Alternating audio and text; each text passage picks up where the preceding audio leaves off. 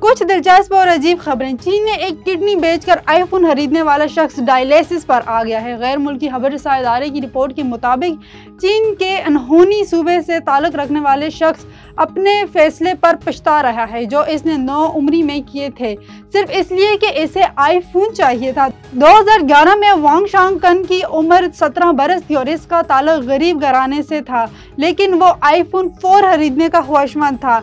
Online पोस्टें पढ़ने के बाद इसने गैर कानूनी सर्जरी में अपनी एक किडनी बेचने पर रजामंदी जाहिर की। ऑपरेशन के बाद इसे 20,000 युआन दिए गए। इस रकम से इसने अपने लिए आईफोन 4 और आईपैड 2 खरीदा, लेकिन जल्द ही इसकी तबीयत खराब होने लगी और इसे शदीद इन्फेक्शन हो गया, जिसके बायस इसका दूसरा गुर्दा भी कमजोर होने लगा।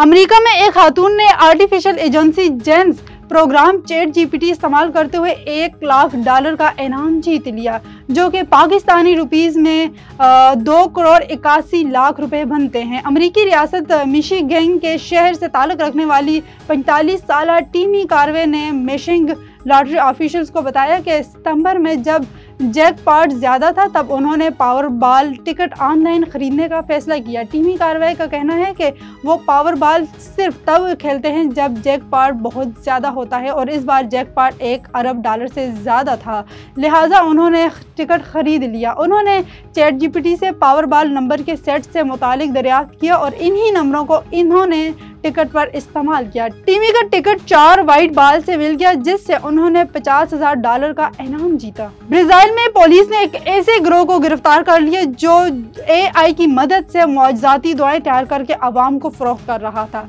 तहकीकात के मुताबिक इस गिरोह ने AI टूल्स की मदद से ऐसी दुआएं तहलीक की जो बज़ाहिर कदीम मजहबी मतून या इल्हामी कलमात मालूम होते हैं।